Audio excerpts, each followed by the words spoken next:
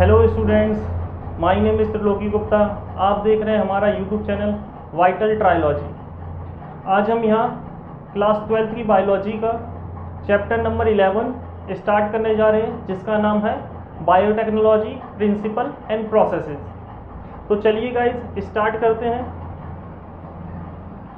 Biotechnology, what is biotechnology? अगर biotechnology की बात करें ट्रेडिशनल टाइम पे, बहुत पहले, ठीक है, तो पहले भी बायोटेक्नोलॉजी होती थी, लेकिन हमें पता नहीं होता था कि यही बायोटेक्नोलॉजी है। लेकिन अब हमें पता है कि यही बायोटेक्नोलॉजी है। कि अगर ओल्ड बायोटेक्नोलॉजी की बात करें, ओल्ड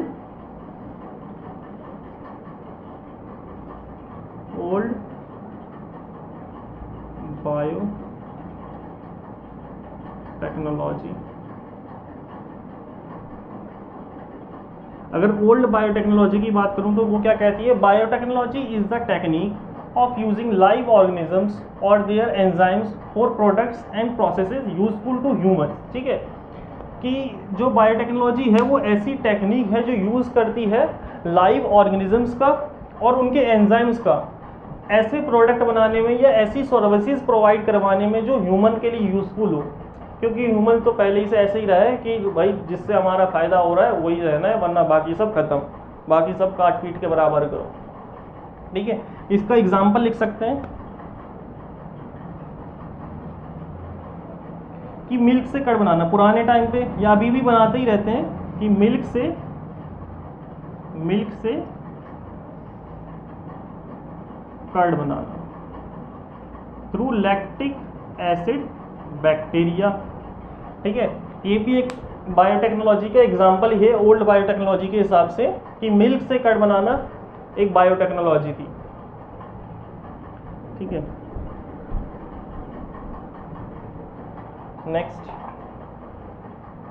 नेक्स्ट है European federation of biotechnology, EFB। इसने किस तरह से डिफाइन किया कि biotechnology as the integration of natural science and organisms, cells, parts thereof and molecular analogues for products and services. ठीक है, कि इंटीग्रेशन का मतलब होता है जोड़ना। इंटीग्रेशन का मतलब है जोड़ना। ठीक है, कि जोड़ता है नेचुरल साइंस को, ऑर्गेनिजम्स को, सेल्स को और सेल्स के पार्ट्स को ऐसे ही सर्विसेज या ऐसे प्रोडक्ट्स बनाने के लिए जो हमारे लिए यूजफुल हो। अगेन, ठीक है, और मॉलिक्यूलर एनालॉग का मतलब है, एनालॉगस तो सुना ही होगा, इसकी जगह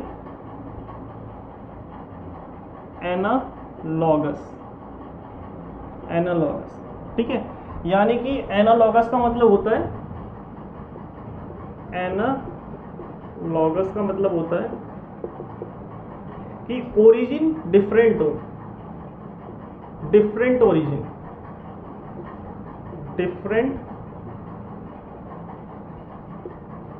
origin but same function. Example ले सकते हो इसका, इंसुलिन। इंसुलिन की इतनी डिमांड है कि हम इसे बैक्टीरिया के थ्रू बनाते हैं, क्योंकि बैक्टीरिया बहुत जल्दी डिवाइड करता है और हमें लार्ज अमाउंट में इंसुलिन मिल जाता है। तो इसके लिए हम ई कोलाई बैक्टीरिया का यूज़ करते हैं इस इंसुलिन को बनाने के लिए। या तो ये हो सकता है कि ह्यूमन का इंसुलिन है, किसी ह्यूमन से ले लो जिसको कम ज़रूरत है, उसके पास ज़्यादा प्रोड्यूस हो रहा है, उसमें से निकालो और दूसरे पेशेंट में इंजेक्ट कर दो। और पहले टाइम पे क्या होता था, पिग से बना लेते थे, पिग का इंसुलिन निकाल के, लेकिन ये सही नहीं लगता था, लोगों की धार्मिक भावनाओं को ठेस लगती थी। ठीक है, और भी कई रीज़न थे कि उसके इन्फेक्शन हो जाता है, रिएक्शन एलर्जी शो करते थे वो। ठीक है, तो इसके लिए क्या किया गया, ह्यूमन में जैसा इंसुलिन होता है सेम इंसुलिन बैक्टीरिया के थ्रू बनाया गया। जो सीक्वेंस उसका होता है वही सीक्वेंस बैक्टीरिया के थ्रू बनाया गया। उसमें क्या किया गया, ई कोलाई का यूज़ किया गया, ई कोलाई बैक्टीरिया का यूज़ किया गया, ई कोलाई बैक्टीरिया का यूज़ किया और सेम इंसुलिन निकाला, human insulin same as it is, जैसा थोड़े बाद में चेंजेस करने पड़े लेकिन सेम था, तो उसे इंजेक्ट किया ह्यूमन में। Inject in diabetes patient. और देखा ये काम कर रहा है और बिल्कुल बढ़िया काम कर रहा है। ठीक है, तो मैं बता रहा था कि एनालॉगस का मतलब क्या है कि इसका ओरिजिन तो डिफरेंट है कि ह्यूमन से नहीं लिया, ई कोलाई बैक्टीरिया से लिया, लेकिन वो फंक्शन सेम कर रहा है जो हमारे काम में आ रहा है। जैसा इंसुलिन का फंक्शन था वो सेम फंक्शन ये कर रहा है। ठीक है,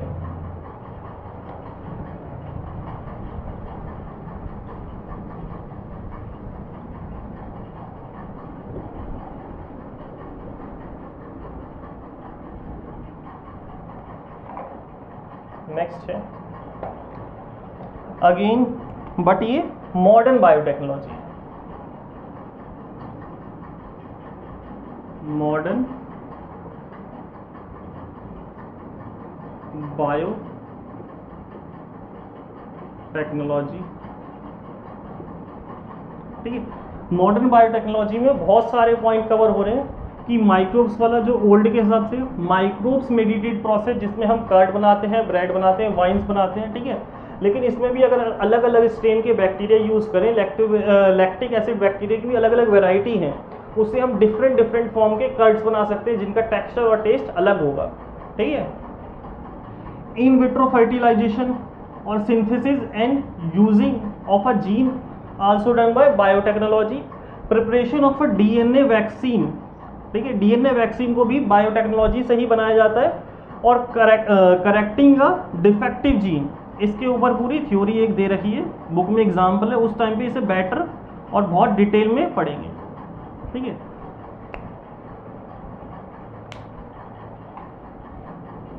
इसके बाद आता है प्रिंसिपल्स, कि सिद्धांत क्या है, किन सिद्धांत पे बायोटेक्नोलॉजी काम करती है।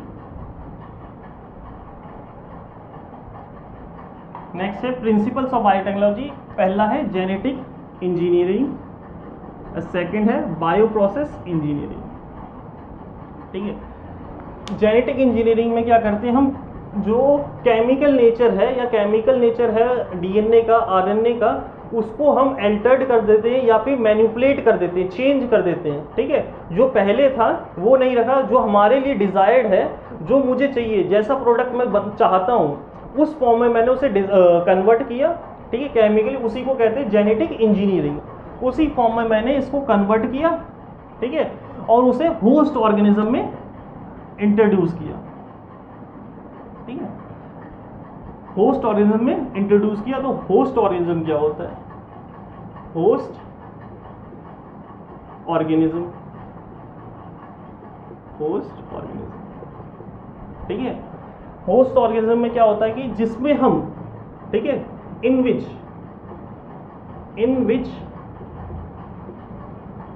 We introduced altered.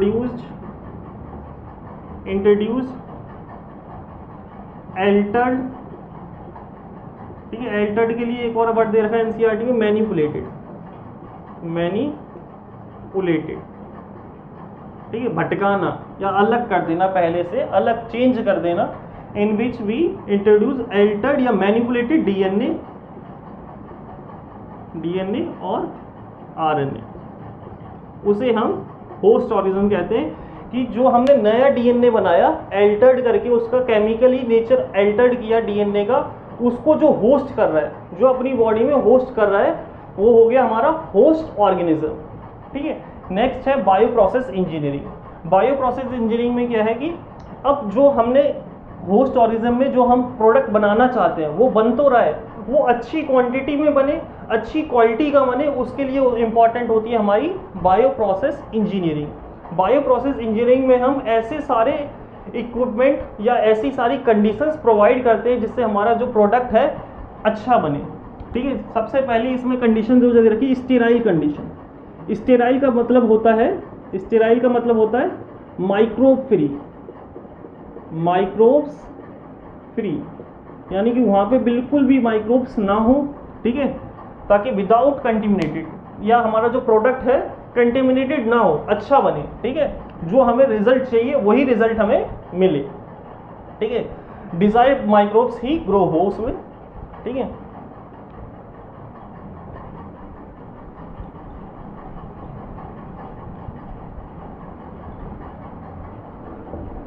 अब हम बायोटेक्नोलॉजी का यूज कैसे करते हैं उसको समझने के लिए हमें बायोटेक्नोलॉजी के टूल्स समझने की ज़रूरत है।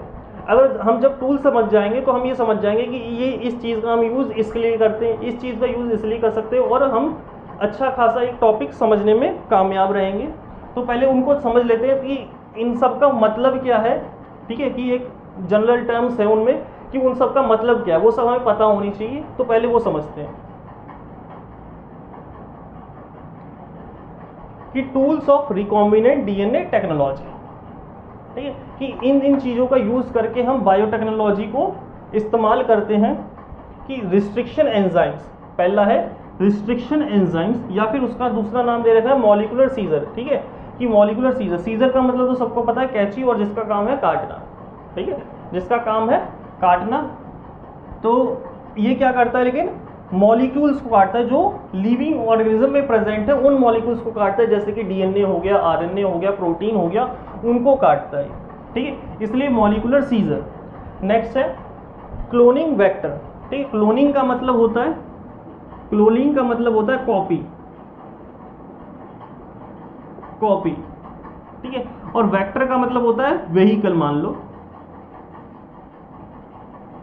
वेहिकल, मान लो कि एक जगह से दूसरी जगह जाने के लिए जो यूज होता है वो होता है हमारा वेक्टर, ठीक है। मलेरिया के केस में पढ़ा होगा कि जो मॉस्किटो होता है वो वेक्टर की तरह काम करता है, क्योंकि वो एक जगह से दूसरी जगह को डिजीज को फैलाने में हेल्प करता है।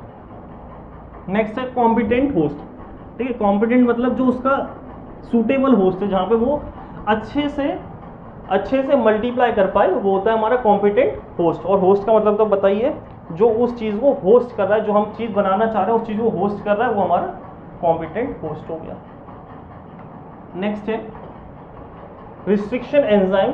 अब एक एक करके हम डिटेल में पढ़ेंगे। मॉलिक्यूलर सीजर यानी कि these are the enzymes which cut DNA at specific site into fragments, ठीक है, कि कुछ स्पेसिफिक साइट्स को डीएनए को फ्रेगमेंट्स में काट देती है। कि अगर मेरे पास डीएनए है, ये डीएनए है, ये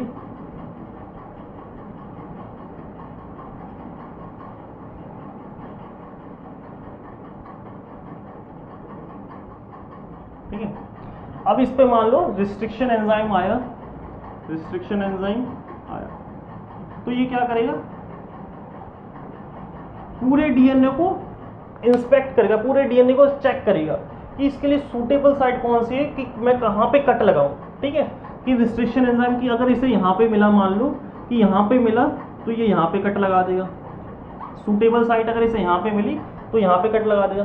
क्या पता अलग अलग टाइप के रिस्ट्रिक्शन एंजाइम्स होते हैं, करीब 230 स्ट्रेन से 900 मिल चुके हैं अभी तक, ठीक है। तो वो अलग अलग सीक्वेंस ढूंढेंगे, ठीक, अलग अलग, जैसे यहाँ से पूरा स्टडी करता गया और उसे यहाँ की साइट लगी कि ये वाली मेरे सूटेबल है, वो यहाँ से कट कर देगा उसे, ठीक है।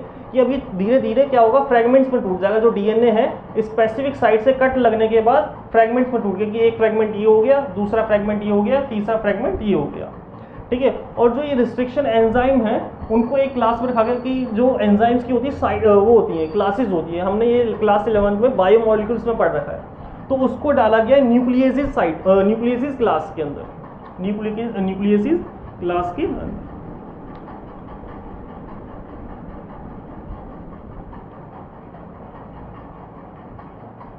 नेक्स्ट है in 1963 two enzyme responsible for restricting growth of bacteriophage in E. coli were isolated. One enzyme added methyl group to DNA, the other restriction endonuclease cut the DNA, ठीक है। दो एंजाइम्स मिले, ठीक है, किसके अंदर, E. coli के अंदर, E. coli के अंदर दो एंजाइम्स मिले। ये अगर बैक्टीरिया है हमारे पास, बैक्टीरिया कौन सा है, E. coli, ठीक है, E. coli, इसके पास हैव टू एंजाइम्स, ठीक है। एक जो क्या कर रहा है, ऐड कर रहा है, add methyl group to DNA. दूसरा क्या कर रहा है, cut the DNA at specific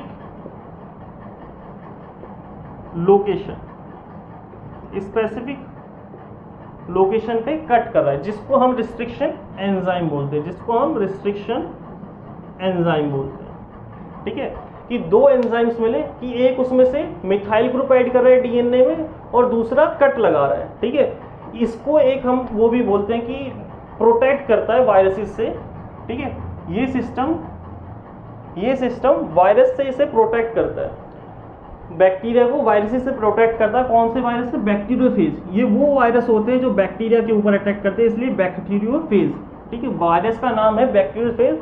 ठीक है, और ये दोनों मेथड है जिसके थ्रू ये बैक्टीरिया अपने आप को प्रोटेक्ट करता है, थ्रू बैक्टीरियोफेज। ठीक है, ये वाला वही पॉइंट है कि more than 900 restriction enzyme have been isolated from over 230 strains of bacteria, की डिफरेंट टाइप के बैक्टीरिया हैं। कितने? 230, उनमें से 900 रिस्ट्रिक्शन एंजाइम्स हम फाइंड कर चुके हैं।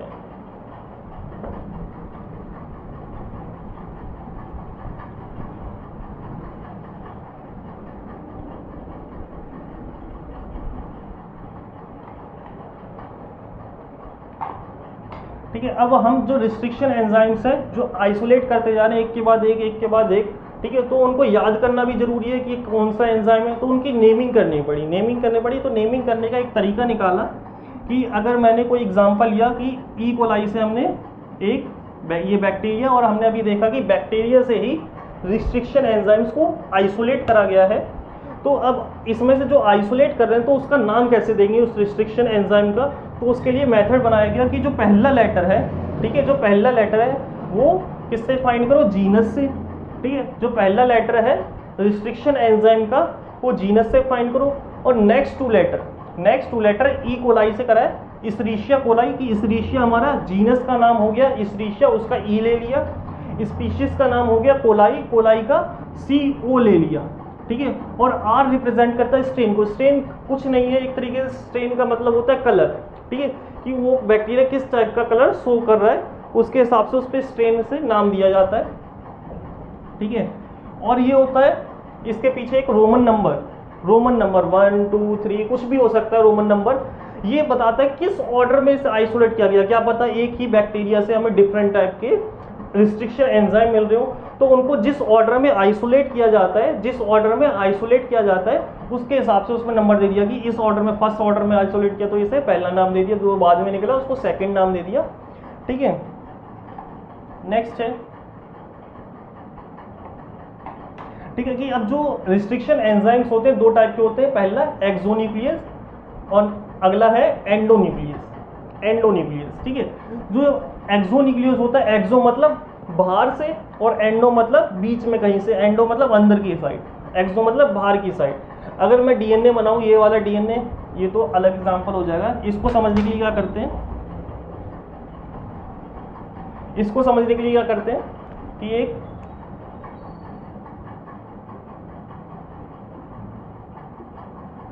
डीएनए का कार्टून बना लेते हैं। बढ़िया सा डीएनए तो बना नहीं सकते भाई, एक उसका कार्टून बना लेते हैं। ठीक है, इसके लिए भी समझने के लिए कार्टून बना लेते हैं डीएनए के डायग्राम का।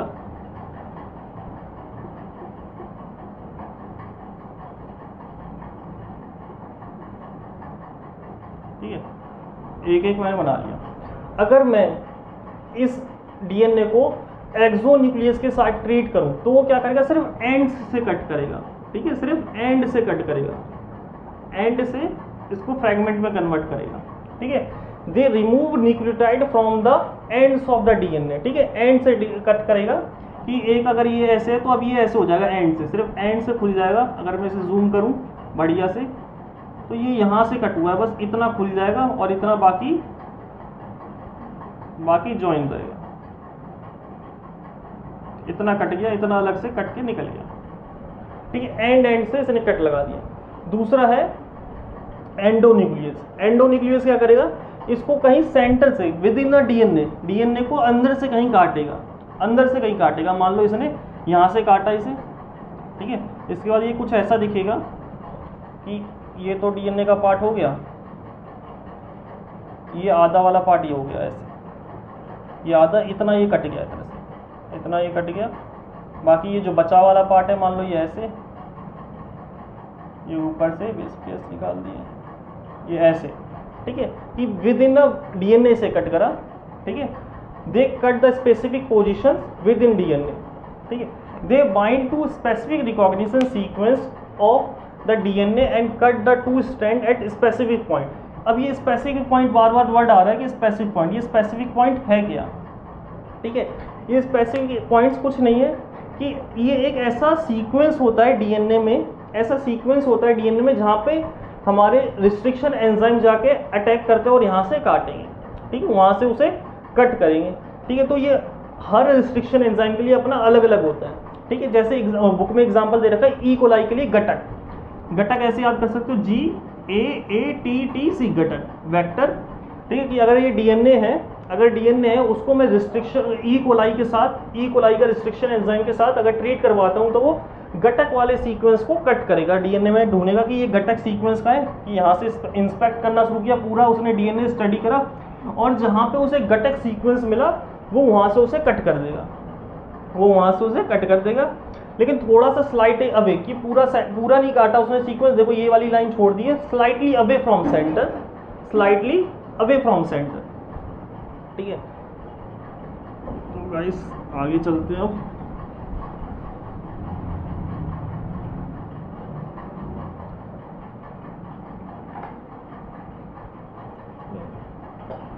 First restriction endonuclease is hind second, ये तो थ्योरी है एकदम, इसमें कोई समझने वाली बात नहीं है कि जो फर्स्ट है वो तो रटना ही पड़ेगा, ठीक है। ये जो मैं अभी समझा रहा था जस्ट कि रिकॉग्निशन सीक्वेंस जो होते हैं या फिर जो स्पेसिफिक लोकेशंस होती हैं वो क्या चीज़ है, ठीक है। 6 बेस पेयर की होती है, सबसे बढ़िया बात जो अभी मैंने नहीं बताई थी, 6 बेस पेयर की होती है, ठीक है।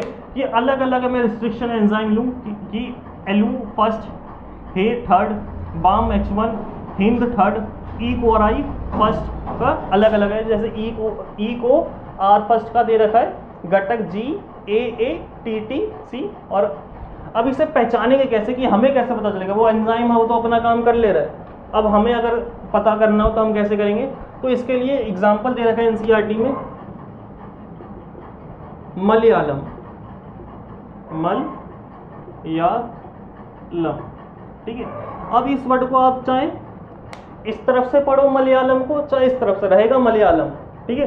कि शुरुआत इधर से पढ़ लो, चाहे इसे इधर से पढ़ लो, मलयालम रहेगा। तो स्पेसिफिक ये रिकॉग्निशन सीक्वेंस या स्पेसिफिक लोकेशंस भी वही है कि चाहे इसे आप यहाँ से पढ़ो GAATTC गटक और यहाँ से पढ़ो चाहे GAATTC गटक, ठीक है। गटक बोलना नहीं है, ये मैं बोल रहा हूँ आपको बस ताकि याद रहे, ठीक है। ये सीक्वेंस होता है बेस पेयर्स का, 6 बेस पेयर का सीक्वेंस है कि आगे से पढ़ो तब भी सेम आ रहा है, पीछे से पढ़ो तब भी सेम आ रहा है। तो रिस्ट्रिक्शन एंजाइम्स इन्हीं सीक्वेंस पे एक्ट करता है और यहीं से डीएनए को कट मारता है, ठीक है, यहीं से डीएनए को कट करेगा।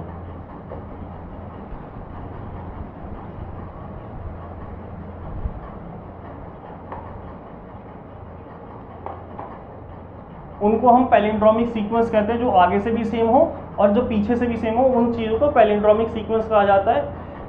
जो 5 इसमें लिखा हुआ है कि 5 से 3 में भी सेम आए और 3 से 5 में भी सेम आए, यानी कि जो स्ट्रैंड होती है डीएनए में, एक 5 से 3 होती है और एक 5 से 3 होती है और एक 3 से 5 होती है, दोनों में वो सेम आए पढ़ने में। इसके कहने का मतलब बस ये है। यहाँ पे वही एग्जाम्पल भी दे रखा है जो मैं आपको तब से बता रहा था, ठीक है। हाँ, अब बात आई स्टिकी एंड्स की। तो अभी स्टिकी एंड्स क्या है, ठीक है। स्टिकी एंड्स क्या है, ये अभी मैंने डीएनए बनाया था, ये डीएनए है, इसको मैंने ट्रीट कराया रिस्ट्रिक्शन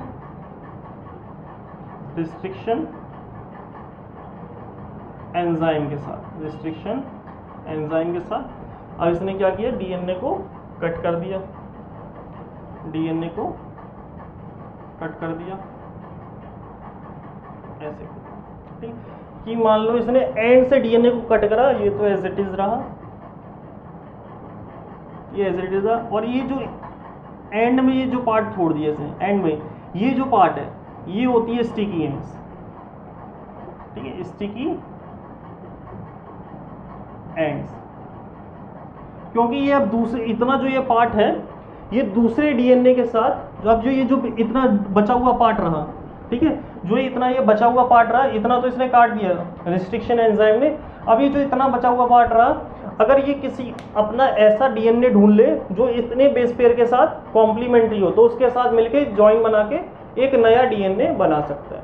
ठीक है, उसका एग्जाम्पल यहाँ पे दे रखा है कि एक एंजाइम ये लिया, एक डीएनए ये लिया वेक्टर डीएनए और एक लिया फॉरेन डीएनए।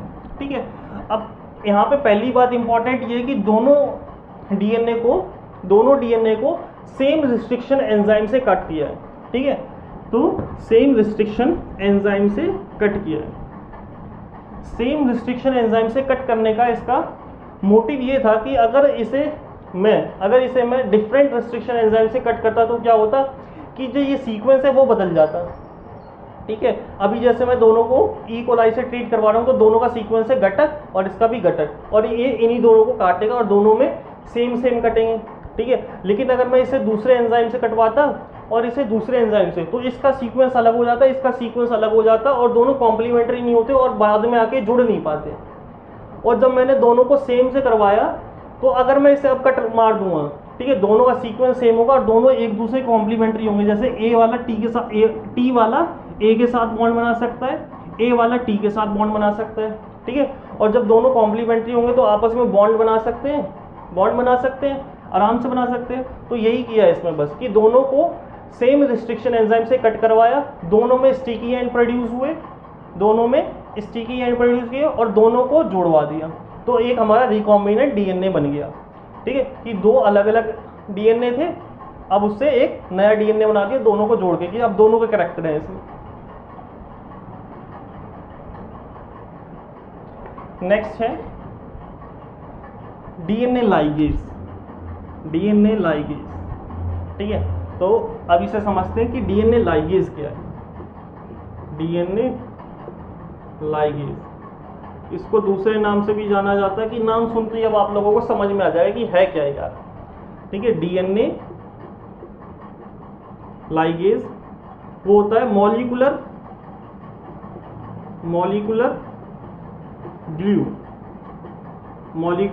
ग्लू। ठीक है, जैसे कोई चीज टूट जाती है हम लोग फेविक्विक यूज करते हैं, ठीक है, या किताब फट जाती है हम फेविकोल यूज करते हैं। ठीक है, वैसे ही अगर कोई चीज बॉडी में कट जाती है, बायोलॉजिकल सिस्टम में कट जाती है, तो मॉलिक्यूलर ग्लू का यूज किया जाता है उनको चिपकाने के लिए। ठीक है, ऐसे ही अब क्या है, अब ये जो स्टिकी एंड्स है बॉन्ड तो बना ही रहे हैं, लेकिन इनके बीच में डीएनए लाइगेज और आ रहा है ताकि इन्हें चिपका सके। ठीक है, इसका काम है इन दोनों को कॉम्प्लीमेंट्री बेस पेयर्स को जोड़ना, इन दोनों में अच्छे से बॉन्डिंग करवाना। ठीक है, तो डीएनए लाइगेज एक तरीके ग्लू है, या फेविकोल बोल सकते हो, फेविकोल तो मत बोलो, लेकिन मॉलिक्यूलर ग्लू बहुत अच्छा वर्ड है, इसे यूज कर सकते हो आराम से। ठीक है,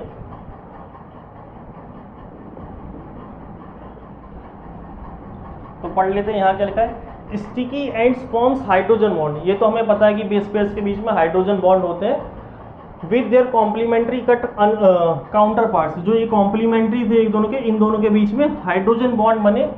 this stickiness facilitates action of DNA ligase. When cut by the same restriction enzyme the DNA fragments have the same kind of sticky end, जो मैं आपको समझा चुका हूँ। They are joined by DNA ligases.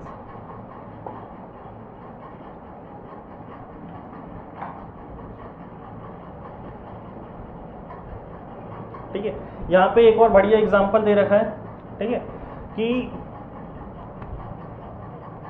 एक फॉरेन डीएनए था और एक हमने वेक्टर लिया प्लाज्मिड, इन दोनों को हमने रिस्ट्रिक्शन एंजाइम से ट्रीट करवाया, जिसकी वजह से फ्रैगमेंट्स में टूट गया। इसका एक फ्रैगमेंट यहाँ से कट हो गया, इसका फ्रैगमेंट यहाँ से कट हो गया। अब डीएनए लाइगेज लगाऊंगा, डीएनए लाइगेज लगाने के बाद ये इतना वाला पार्ट यहाँ पे जुड़ जाएगा, इतना वाला पार्ट यहाँ पे जुड़ जाएगा। ठीक है, ये जुड़ गया। अब इसके बाद क्या करूंगा, इसको मैं ई कोलाई में दोबारा ट्रांसफर कर दूंगा, होस्ट सेल में दोबारा ट्राई कर दूंगा। अब जितनी बार बैक्टीरिया डिवाइड करेगा उतनी बार मेरा ये वाला डीएनए डिवाइड करेगा। और मेरे को अगर मान लो इसका नंबर इंक्रीज करना था, मान लो। ठीक है, अब ये अपने आप इंक्रीज हो रहा है क्योंकि बैक्टीरिया डिवाइड करेगा तो मेरे को यही प्रोडक्ट ज़्यादा टाइम्स मिलेगा, क्योंकि ये मेरा डिजायर्ड जीन था। सिंपल है ये डायग्राम, कुछ नहीं है। एक बार और बता देता हूँ कि एक फॉरेन डीएनए लिया, ठीक है, और एक प्लाज्मिड लिया। प्लाज्मिड में क्या होता है कि अगर एक बैक्टीरिया है, अगर बैक्टीरिया है यहाँ कोई, ठीक है, उसके पास एक खुद का अपना डीएनए होगा, ठीक है, कुछ एक्स्ट्रा क्रोमोसोमल डीएनए पड़ा होता है जो सर्कुलर शेप में होता है, ठीक है, उसको कहते हैं हम प्लाज्मिड, ठीक है। प्रोकैरियोटिक सेल्स में होता है, मेनली बैक्टीरिया में, इसे कहते हैं हम प्लाज्मिड, इसे हम कहते हैं प्लाज्मिड। इसके पास एबिलिटी होती है अपना नंबर इंक्रीज करने की। इस प्लाज्मिड के पास एबिलिटी, एक तो अपना डीएनए हो गया इस बैक्टीरिया के पास, ठीक है, एक एक्स्ट्रा क्रोमोसोमल डीएनए पड़ा होता है, एक्स्ट्रा क्रोमोसोमल सर्कुलर डीएनए पड़ा होता है, जिसके पास एबिलिटी होती है अपने आप को रेप्लिकेट करने की, अपने आप को रेप्लिकेट करने की, ठीक है, वो होता है प्लाज्मिड, ठीक है। वही हमने यहाँ पे प्लाज्मिड लिया बैक्टीरिया से, और इसको रिस्ट्रिक्शन एंजाइम को दोनों से ट्रीट करवाया। दोनों को ट्रीट करवाने से क्या हुआ कि ये सेम सीक्वेंस पे कट करे, और उसके बाद डीएनए लाइगेज से मैंने दोनों को जोड़ के एक नया रिकॉम्बिनेंट डीएनए बना लिया। उसको मैंने अगेन रीइंसर्ट कर दिया होस्ट सेल में, जहाँ पे ये डिवाइड होके जो मेरा डिजायर्ड जीन है उसका नंबर इंक्रीज कर रहे हैं, ठीक है। ये चैप्टर को पढ़ते पढ़ते ऐसी फीलिंग आने लगती है कि हम कोरोना की वैक्सीन बना सकते हैं। आज आपको फील आ जाएगा कि बायोटेक्नोलॉजी है क्या आगे।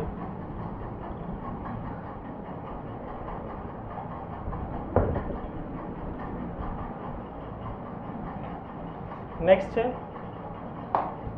Cloning vector. क्लोनिंग वेक्टर में आपको बता चुका हूं, क्लोनिंग का मतलब है कॉपी और वेक्टर का मतलब है व्हीकल, ठीक है, कि कॉपी एक डीएनए को दूसरे डीएनए में, या एक डीएनए को एक ऑर्गेनिज्म से दूसरे ऑर्गेनिज्म में ट्रांसफर करने का काम करता है, हमारा vector. It is a DNA molecule, यानी कि जो क्लोनिंग वेक्टर है एक तरीके डीएनए मॉलिक्यूल ही है, ठीक है। जैसे हमारा प्लाज्मिड था जो अभी हमने यहाँ पे डायग्राम में ले रखा था तो प्लाज्मिड ही, ठीक है, लेकिन वेक्टर की तरह तो काम कर रहा था कि उसने उस फॉरेन डीएनए को कैरी किया और दूसरे बैक्टीरिया सेल में ट्रांसफर हुआ, ठीक है, कि एक जगह से दूसरी जगह गया, ठीक है तो ये भी डीएनए एक्स्ट्रा क्रोमोसोमल है तो क्या हुआ, लेकिन है तो डीएनए ही, ठीक है। इसने क्या किया था, फॉरेन डीएनए को कैरी किया था और दूसरे सेल में ट्रांसफर हुआ था, वही यहाँ पे ये लिखा है। It is a DNA molecule that can carry a foreign DNA segment and replicate inside the host cell. Example है प्लाज्मिड हो सकता है या फिर बैक्टीरियोफेज हो सकता है।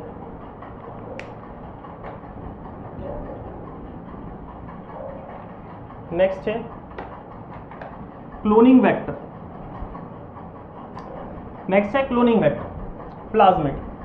Plasmid are autonomously replicating circular extra chromosomal DNA of bacteria, जो मैंने अभी आपको बता दिया, ठीक है।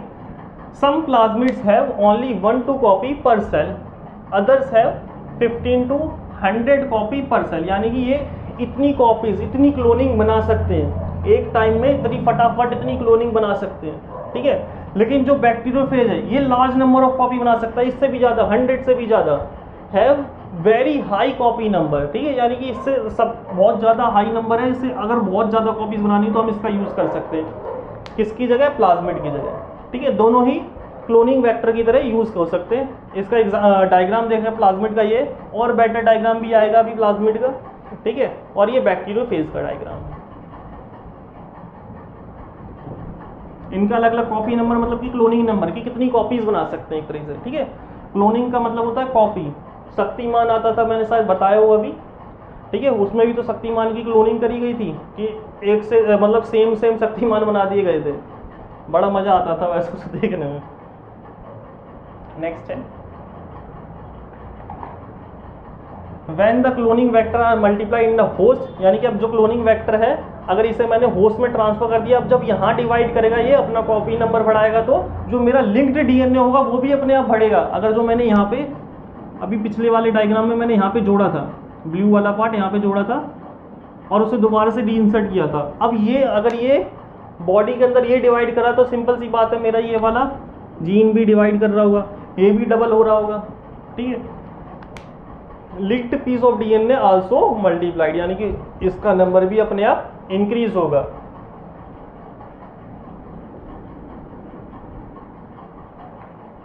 नेक्स्ट है, हाँ ये आ गया, मस्त डायग्राम है, प्लाज्मिड का ही है, लेकिन PBr322 बोलते हैं इसे, बढ़िया, ये इसका नाम है PBr322 प्लाज्मिड,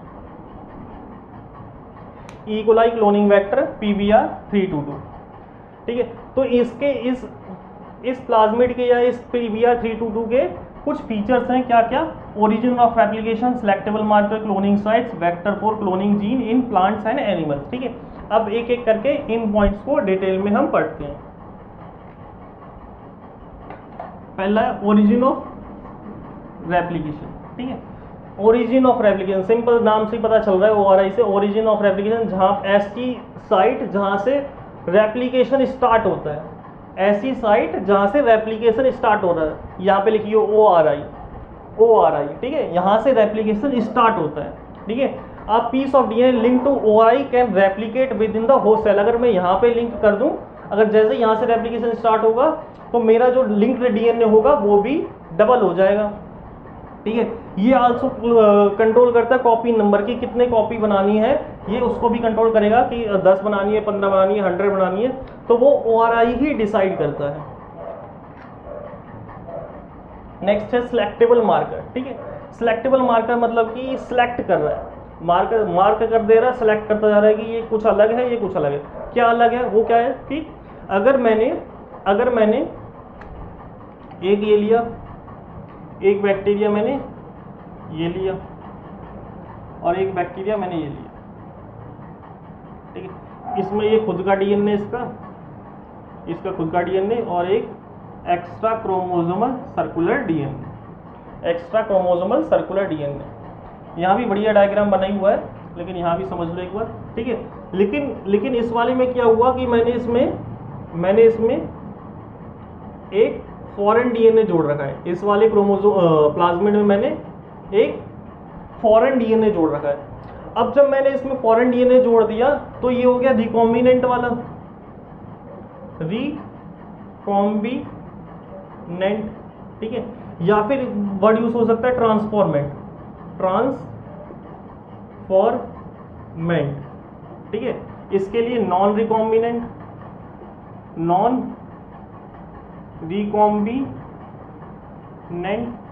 या फिर नॉन ट्रांसफॉर्मेंट, ठीक है। जिसमें हमारा रिकॉम्बिनेंट DNA आया है, जिसमें हमारा रिकॉम्बिनेंट DNA आया है, वो उसे कहते हैं रिकॉम्बिनेंट या फिर ट्रांसफॉर्मेंट। जिसमें हमारा रिकॉम्बिनेंट DNA नहीं आया उसे कहते हैं नॉन रिकॉम्बिनेंट, नॉन ट्रांसफॉर्मेंट, ठीक है।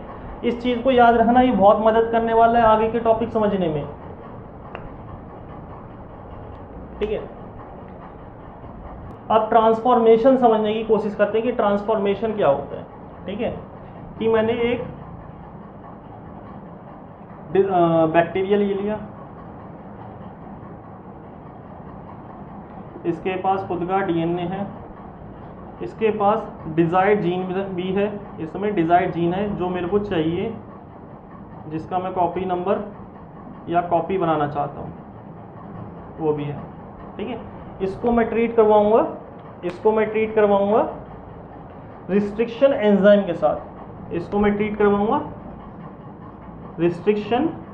के साथ, और मेरा डिजायर्ड प्रोडक्ट मिल जाएगा। ये मेरा आ गया डिजायर्ड जीन, ब्लैक से ही कर देता हूँ क्योंकि ऊपर वाले में ब्लैक है, कंफ्यूजन नहीं होगी।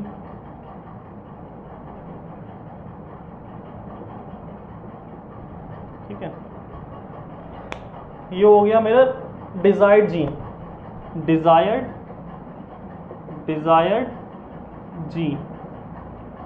ठीक है। अब मैं क्या करूँगा, एक लूँगा प्लाज्मिड, और प्लाज्मिड को भी ट्रीट करवाऊंगा रिस्ट्रिक्शन एंजाइम से,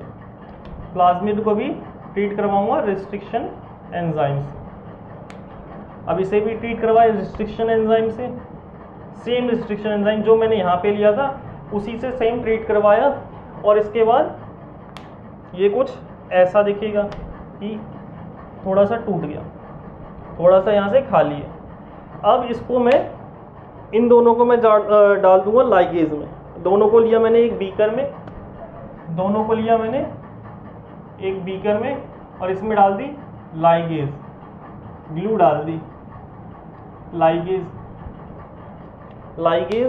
अब ये बन गया एक नया प्रोडक्ट, जुड़ के दोनों बन गए अलग अलग, कि एक तो ये मेरा प्लाज्मिड वाला पार्ट आ गया और एक मेरा डिजायर्ड जीन इस पे जुड़ गया, डिजायर्ड जीन इस पे जुड़ गया। ठीक है, तो ये बन गया मेरा रिकॉम्बिनेंट डीएनए, ये मेरा बन गया रिकॉम्बिनेंट डीएनए, रिकॉम्बिनेंट डीएनए। अब मैं इसे क्या करूँगा, होस्ट सेल में ट्रांसफर करूँगा। ठीक है, अब मैं इसे इंट्रोड्यूस कर रहा हूँ, इंट्रोड्यूस्ड कर रहा हूँ होस्ट सेल में। एक और बना दे रहा हूँ मैं यहाँ पे उसका खुद का डीएनए, एक वो पड़ा हुआ है, और इसमें मैंने इंट्रोड्यूस कर दिया ये वाला recombinant DNA, recombinant DNA introduce कर दिया।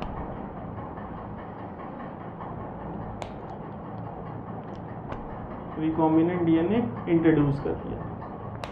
ठीक है, इस प्रोसेस को, कि इसमें इंट्रोड्यूस करने को कहते हैं ट्रांसफॉर्मेशन, इसको कहते हैं हम ट्रांसफॉर्मेशन, कि जो हमारा न्यू रिकॉम्बिनेंट डीएनए है उसे होस्ट सेल में ट्रांसफर करने को कहते हैं, होस्ट सेल में ट्रांसफर करने को कहते हैं ट्रांसफॉर्मेशन, ट्रांसफॉर्मेशन। और जो ये होस्ट है ये बन जाता है ट्रांसफॉर्मेंट, ट्रांसफॉर्मेंट। ये पर्पस था इस डायग्राम को बनाने का। अब इसको स्किप मत करना कि भगा भगा के वीडियो देख रहे हो, स्पीड बढ़ा लेना, बट ये समझने की कोशिश करना, क्योंकि यहाँ पे बनाने का पूरा पर्पस ये था इन दोनों पॉइंट को मेरे को बताना कि ट्रांसफॉर्मेशन क्या है और ट्रांसफॉर्मेंट क्या है।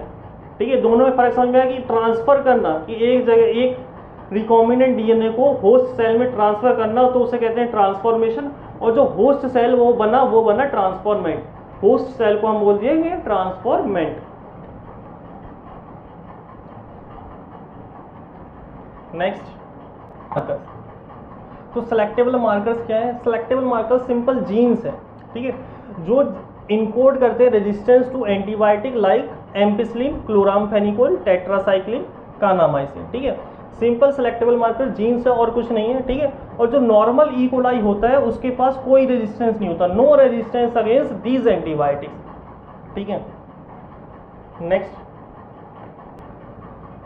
ठीक है, अब जो रिकॉग्निशन साइट्स हैं वो क्या होता है कि ना, जो वेक्टर हम ले रहे हैं उसमें कम से कम होनी चाहिए, कम से कम होनी चाहिए। ठीक है, इसलिए लिखा है to link the alien DNA the vector needs a single or very few recognition sites for restriction enzymes. ठीक है, क्योंकि अगर ये एक से ज़्यादा होंगी तो क्या होगा, अगर एक से ज़्यादा होंगी जो हमारा डीएनए होगा वो मल्टीपल पार्ट्स में फ्रेगमेंट होगा। ठीक है, बहुत ज़्यादा पार्ट्स में फ्रेगमेंट हो जाएगा, जिसकी वजह से क्या होगा, बायोटेक्नोलॉजी को अंजाम देना मुश्किल हो जाएगा।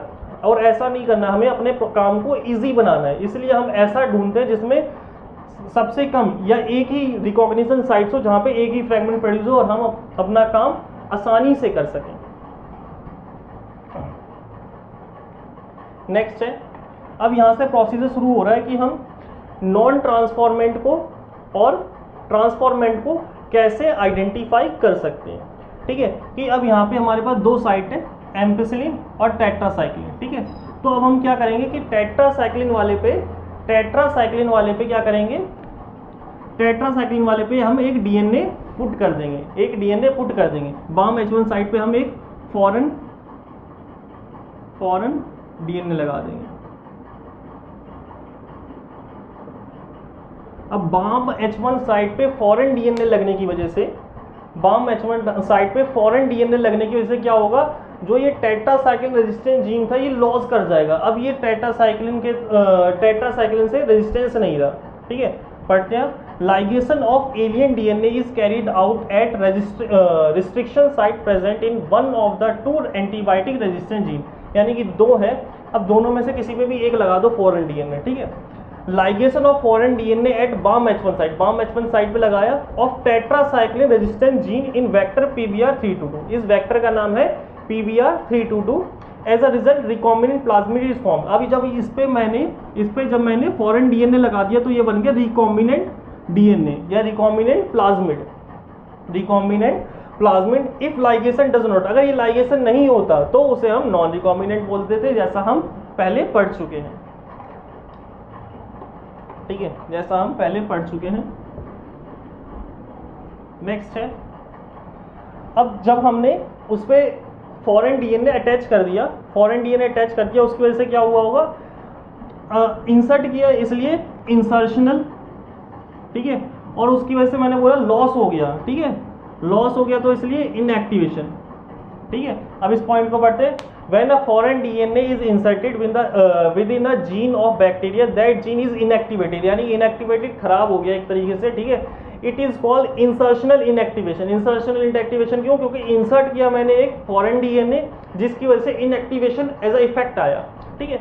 Here the recombinant plasmid loss tetracycline resistance gene due to insertion of foreign DNA, उसने लॉस कर दिया, ये सबसे बड़ी इंपॉर्टेंट बात है। अब वो टेट्रासाइक्लिन रेजिस्टेंस नहीं रहा, ठीक है। अगर मान लो समझने के लिए, बेटर समझने के लिए कि एक मैं हूं और मेरे को ई कोलाई की वजह से इन्फेक्शन हो गया है, ई कोलाई की वजह से इन्फेक्शन हो गया है, और ई कोलाई जो मैंने खाया उसके पास एम्पिसिलिन की रेजिस्टेंस साइट है और टेट्रासाइक्लिन की भी रेजिस्टेंस साइट है, ठीक है।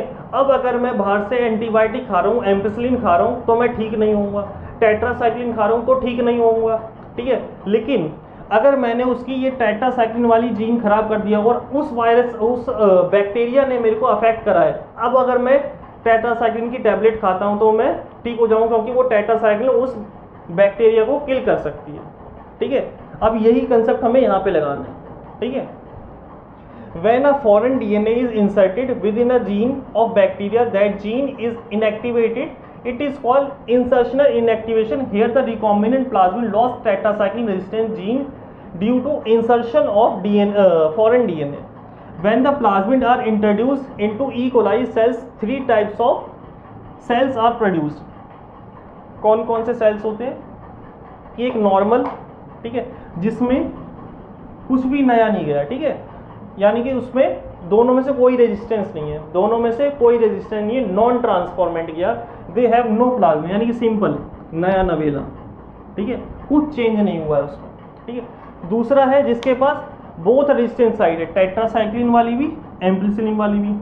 एक ये वो वाला जिसकी टेट्रासाइक्लिन या बाम H1 साइड पे हमने फॉरेन डीएनए जोड़ दिया है, ठीक है, जिसके पास सिर्फ अब एम्पिसिलिन बचा, उसका टेट्रासाइक्लिन वाला खराब हो गया है, टेट्रासाइक्लिन वाला खराब हो गया है, ठीक है।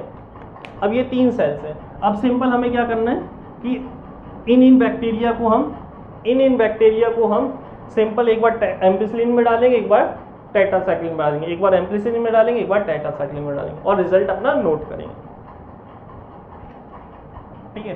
कि रिकॉम्बिनेंट प्लाज्मिड, ठीक है, जो रिकॉम्बिनेंट वाला था, ठीक है, जिसमें अभी हमने चेंजेस करे थे कि उसके पास टेट्रासाइक्लिन रेजिस्टेंस जीन नहीं है, ठीक है, टेट्रासाइक्लिन रेजिस्टेंस जीन नहीं है, तो recombinant plasmid can be selected out from non recombinant one by plating the transformant on ampicillin medium. अगर मैंने एम्पिसिलिन मीडियम में रखा और मेरे को पता है कि मैंने उसकी एम्पिसिलिन वाली साइट खराब नहीं करी है, तो यानी कि वो इसमें जिंदा रहेगा, ठीक है। Then the transformant are transferred on tetracycline, उसके बाद हमें उसे ट्रांसफर करना है टेट्रासाइक्लिन में, लेकिन यहाँ पे मेरे को पता है कि मैंने उसकी ये वाली जीन खराब कर दी थी, यहाँ पे मर जाएगा, तो यही नेक्स्ट पॉइंट पे यही रिजल्ट लिखा होगा, the recombinant grow in ampicillin medium, यानी कि ग्रो करेगा but not on tetracycline medium. इस तरह से मैं नॉन रिकॉम्बिनेंट को और रिकॉम्बिनेंट को अलग कर सकता हूँ। जो टेट्रासाइक्लिन वाले में मर गया यानी कि वो रिकॉम्बिनेंट था, और जो नहीं मरा वो नॉन रिकॉम्बिनेंट था। Thus, one antibiotic resistant gene helps to select the transformants. The inactivated antibiotic resistant gene helps to select recombination. ठीक है, किस तरह से बताया वो आपको समझ में आ गया होगा, ठीक है।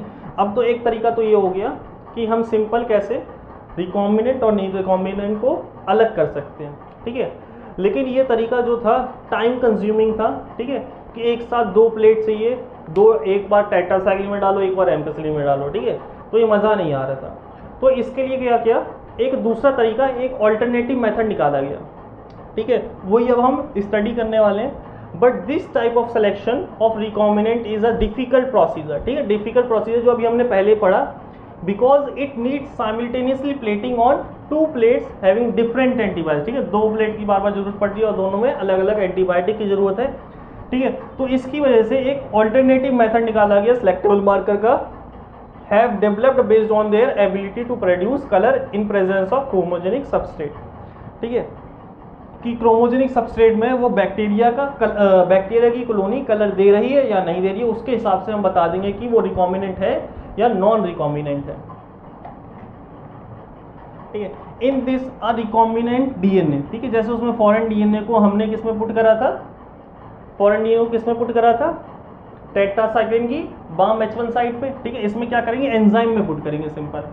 In this, a recombinant DNA is inserted into the coding sequence of an enzyme beta galactosidase, ठीक है, बीटा ग्लैक्टोसाइडेज में। अब उसके बाद क्या हुआ था, टेट्रासाइक्लिन जीन इनएक्टिवेटेड हो गई थी, अब सिंपल इसमें एंजाइम इनएक्टिवेटेड हो जाएगा, so the gene is inactivated, insertional inactivation है, सिंपल वही है, ठीक है। Such colonies do not produce colour, ठीक है, जिसके अंदर ट्रांसफॉर्मेशन हुआ, जिसके अंदर ट्रांसफॉर्मेशन हुआ, ठीक है, जिसके अंदर हमने इंसर्ट किया फॉरेन डीएनए, वो कोई कलर प्रोड्यूस नहीं कर रही है, ठीक है, वो कोई कलर प्रोड्यूस नहीं कर रही है, इस बात को याद रखना, ठीक है। These are identified as recombinant colonies, ठीक है, जो जिनने कलर प्रोड्यूस नहीं किया वो हमारी रिकॉम्बिनेंट कॉलोनीज हैं, ठीक है, और जो कलर प्रोड्यूस कर रही थी, ठीक है, जो कलर प्रोड्यूस कर रही थी वो हमारी नॉन रिकॉम्बिनेंट है, और कौन सा कलर प्रोड्यूस कर रही थी, blue colour. If the plasmid in bacteria have no an insert, यानी कुछ इंसर्ट नहीं करा है, तो it keep blue colour colonies in the presence of chromogenic substrate. ऐसा क्यों हुआ होगा, ठीक है, यानी कि जो बीटा ग्लैक्टोसाइडेज एंजाइम है, बीटा ग्लैक्टोसाइड एंजाइम है, ये रिस्पॉन्सिबल है कलर देने के लिए, कौन सा, ब्लू कलर देने के लिए इन the presence of chromogenic substrate. अब वही खराब कर दिया हमने रिकॉम्बिनेंट में, वही खराब कर दिया जो जिसकी वजह से कलर आ रहा था, तो सिंपल सी बात है कलर नहीं आएगा, ठीक है, और जो कलर नहीं आ रहा वो रिकॉम्बिनेंट है, जिसमें कलर आ रहा है वो हमारा नॉन रिकॉम्बिनेंट है, सिंपल, बहुत आसान तरीका है पहले वाले से, ठीक है। अब नेक्स्ट है vector for cloning genes in plants and animal, ठीक है, genetic tools of some pathogen is transform into useful vector of for delivering genes to plants and animals, ठीक है। तो क्या होता है, कुछ डिजीज कोजिंग पैथोजन्स होते हैं, ठीक है, पैथोजन्स होते हैं, वो कुछ ट्रांसफर कर रहे हैं ना, जिसकी वजह से डिजीज हो रही है। तो अब साइंटिस्टों ने क्या सोचा, अब ये जब डिजीज को ट्रांसफर कर सकते हैं तो ये जीन्स को भी ट्रांसफर कर सकते हैं, उनको मॉडिफाई करा और अपने यूजफुल पर्पस के लिए यूज करा, ठीक है। तो इसमें अब पढ़ते हैं आगे, ठीक है, कि यही लिखा हुआ है पहला कि उन्होंने क्या किया, पैथोजन्स को कन्वर्ट कर दिया इन यूजफुल वेक्टर्स, ठीक है। तो ये वेक्टर यूज होता है प्लांट्स में, agrobacterium tumefaciens a pathogens of many dicot plant, यानी कि ये डिजीज कॉज करता है डाइकोट प्लांट्स में, ठीक है, और ये होता है रिट्रोवायरस मेनली ह्यूमंस में या फिर एनिमल्स में, ठीक है।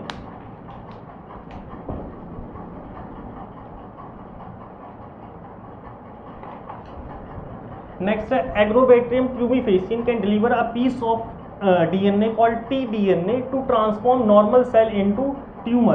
These tumor cell produce a chemical required by a pathogen, ठीक है, यानी कि जो ये ट्यूमर फेसियन था वो tDNA डिलीवर कर देता था प्लांट में और प्लांट को मजबूर करता था ऐसा फूड बनाने के लिए जो उसके लिए जरूरी है, ठीक है। लेकिन साइंटिस्टों ने क्या किया, इस tDNA को मॉडिफाई कर दिया in tumour inducing TI plasmid of Agrobacterium tumefaciens, ठीक है। एक तो है सिंपल, ठीक है, जो tDNA डिलीवर कर रहा है वो है डिजीज कॉजिंग, और दूसरा है मेरे पास ट्यूमर इंड्यूसिंग TI, वो मैंने मॉडिफाई करके बनाया है, ठीक है, मैंने नहीं, साइंटिस्टों ने बनाया है, ठीक है।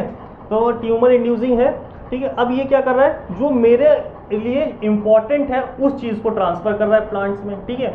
Modified into a cloning vector which is not pathogenic, यानी कि अब डिजीज कॉज नहीं कर रहा, but can use the mechanism to deliver genes of interest into plants. Simple है, बिल्कुल समझ में आया होगा, ठीक है। नेक्स्ट है रिट्रोवायरस, मेनली एनिमल्स में यूज होता है, ठीक है, ये भी कैंसर कॉजिंग होता है, लेकिन हम इसको मॉडिफाई करके अपना जीन ऑफ इंटरेस्ट को ट्रांसफर करने के लिए यूज करने लगे हैं। नेक्स्ट है कॉम्पिटेंट होस्ट। ठीक है, अब कॉम्पिटेंस कि जो मेरी मान लो स्क्रीन है या फिर सेल की मेम्ब्रेन है, वो कैसी होती है? ठीक है, कैसी होती है? हाइड्रोफिलिक मॉलिक्यूल है। ठीक है, यानी कि उसमें अब डीएनए इजीली नहीं जा सकता। ठीक है, डीएनए उसमें नहीं जा सकता, यानी कि मेरे को उसमें जो मेम्ब्रेन है, वो सेल मेम्ब्रेन है, उसमें ऐसे चेंजेस करने पड़ेंगे ताकि मेरा जो डीएनए है या जीन ऑफ इंटरेस्ट है मैं उसमें ईजिली एंटर करवा सकूं। ठीक है, उसके लिए अब यहाँ पे कुछ प्रोसीजर दे रखे हैं। ठीक है, कि कॉम्पिटेंट होस्ट का मतलब तो समझ में आ होगा कि जो डीएनए को आराम से इजीली टेकअप कर सके, वो हो गया मेरा कॉम्पिटेंट होस्ट। ठीक है, since DNA is a hydrophilic molecule it can not pass through cell membrane. ठीक है, so the bacterial cell must be made competent to take up alien DNA और प्लाज्मिड। ठीक है, यानी कि अब मेरे को उसे ऐसा बनाना पड़ेगा तो वो इजिली ले पाए। ठीक है, इजिली ले पाए। ठीक है, for this bacterial cell are treated with specific concentration of divalent cation calcium ion, यानी कि डाइवेलेंट कटायन मतलब जिसके ऊपर 2 चार्ज। ठीक है, मेनली कैल्शियम के ऊपर होता है, तो हम इसको यूज कर लेते हैं। उसके बाद मैं ट्रीट देता हूँ उसको हीट शॉक ट्रीटमेंट। ठीक है, एक बार गर्म करूंगा, एक बार ठंडा करूंगा। So DNA enters the bacterium through the pores in the cell wall. ठीक है, जिसकी वजह से जो पोर्स होते हैं वो लार्ज हो जाते हैं। Next point, such cell are incubated with recombinant DNA on ice, then they are placed briefly at 42 degrees Celsius and put them back on ice। ठीक है, एक बार मैं ठंडा कर रहा हूँ, एक बार गर्म कर रहा हूँ, फिर ठंडा कर रहा हूँ। This enables the bacteria to take up the recombinant DNA, जिसकी वजह से अब जो रिकॉम्बिनेंट डीएनए वो इजिली टेकअप कर सकता है। ठीक है, अब इसका एक अलग अलग भी है। ठीक है, अदर मेथड्स भी हैं। ठीक है, अब पहला मेथड है इसमें माइक्रो इंजेक्शन। ठीक है, माइक्रो इंजेक्शन में क्या होता है, डायरेक्ट मैंने डीएनए को इंजेक्ट किया इंजेक्शन के थ्रू और इंजेक्ट कर दिया direct nucleus of the cell में। ठीक है, डायरेक्ट न्यूक्लियस में डाल दिया। ठीक है, कि आराम से रिकॉम्बिनेंट डीएनए ट्रांसफर हो गया। ठीक है, नेक्स्ट है बायोलिस्टिक जीन गन। ठीक है, इसमें क्या होता है, मैं जो जिस सेल में मेरे को ट्रांसफर करवाना है और उसको मैं बोम्बार्ड करवाता हूँ विद हाई वेलोसिटी टंगस्टन और गोल्ड के पार्टिकल के, जिसके ऊपर कोटिंग हो रखी होती है रिकॉम्बिनेंट डीएनए की। कि अगर ये गन है, मान लो इसे रफ कर देता हूँ पहले मैं।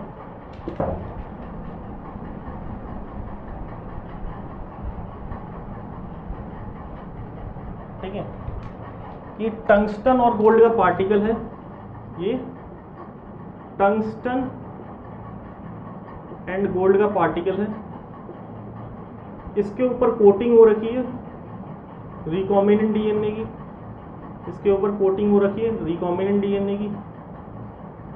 ठीक है, इसको हाई वेलोसिटी से मैं बोम्बार्ड करवा रहा हूं एनिमल सेल से। एनिमल, वैसे ये मेनली प्लांट सेल के लिए, तो प्लांट सेल से बोम्बार्ड करवाऊंगा, मेनली प्लांट सेल के लिए है, प्लांट सेल से बोम्बार्ड कराऊंगा। तो ये जो पार्टिकल होंगे वो भी इसके अंदर एंटर कर जाएंगे।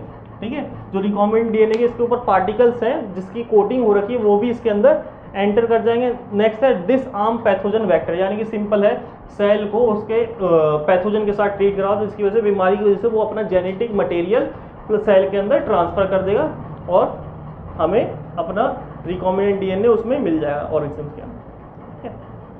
अब हम पढ़ते हैं इसके आगे की स्लाइड जो मैंने छोड़वा दी थी।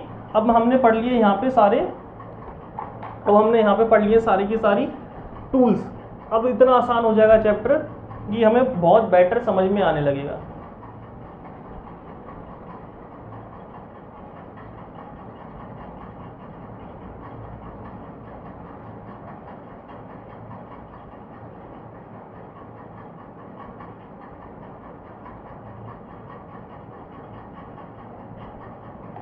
ठीक है, कि अब पढ़ते हैं। अभी तो हमने ये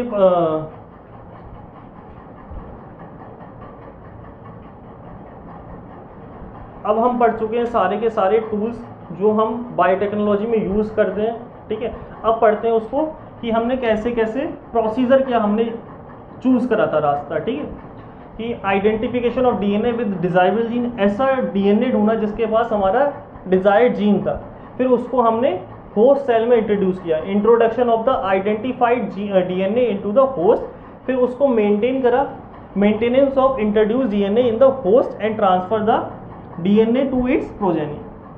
अब एक एक करके से डिटेल में स्टडी करते हैं कि पहला identification of DNA with desirable gene. ठीक है, कि अब ट्रेडिशनल मेथड के हिसाब से क्या होता था, जो पारंपरिक चला रहा था पहले ज़माने से, ठीक है, तो उसमें क्या होता था, अनडिजायरेबल जीन और डिजायरेबल जीन सारे के सारे आ जाते थे, जिसकी वजह से जो हमारा प्रोडक्ट होता था तो ना अच्छा नहीं बनता था। ठीक है, क्यों? क्योंकि जो हमें चाहिए वो तो आ ही रहा है और जो नहीं चाहिए वो भी आ जा रहा है, क्योंकि हम उतना कंट्रोल नहीं कर पा रहे थे।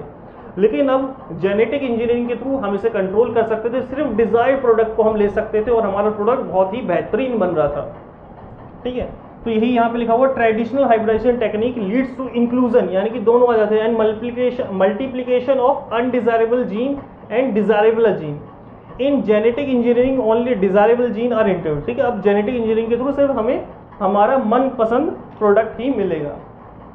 ठीक है, नेक्स्ट है introduction of identified DNA into host. ठीक है, अब वेक्टर जो अभी हम हमेशा से प्लाज्मिड लेते आ रहे हैं वो हमारा वेक्टर हो गया, such as plasmid is used to deliver an alien piece of DNA into a host organism. ठीक है, होस्ट ऑर्गेनिज्म भी पता है, एलियन पीस ऑफ डीएनए भी पता है, इजीली हम ट्रांसफर कर सकते हैं और ट्रांसफर करने के मेथड भी पढ़ चुके हैं हम।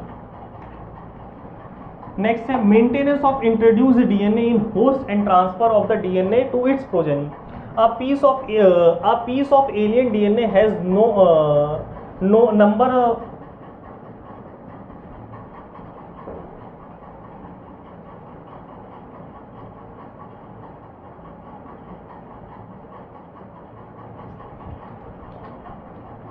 next time maintenance of introduced DNA in the host and transfer of the DNA to its progeny. A piece of alien DNA, the sequence called origin of replication needed for starting replication, so it cannot multiply itself in the progeny cells of the organisms. ठीक है, अब अगर मैं एक cell बना लूँ, ठीक है, कि एनिमल सेल बना लिया, एक मैंने सेल बना लिया और मैंने एक डीएनए ले लिया, ये सेल है कोई एनिमल सेल मान लेते हैं एग्जाम्पल के लिए, एनिमल सेल। अगर मैं इस डीएनए को इसके अंदर ट्रांसफर भी कर दे रहा हूँ तो मैं देख रहा हूँ कि ये चीज़ जो मेरा फॉरेन डीएनए सेल के अंदर मल्टीप्लाई नहीं हो पा रहा है, रेप्लिकेट नहीं हो पा रहा है।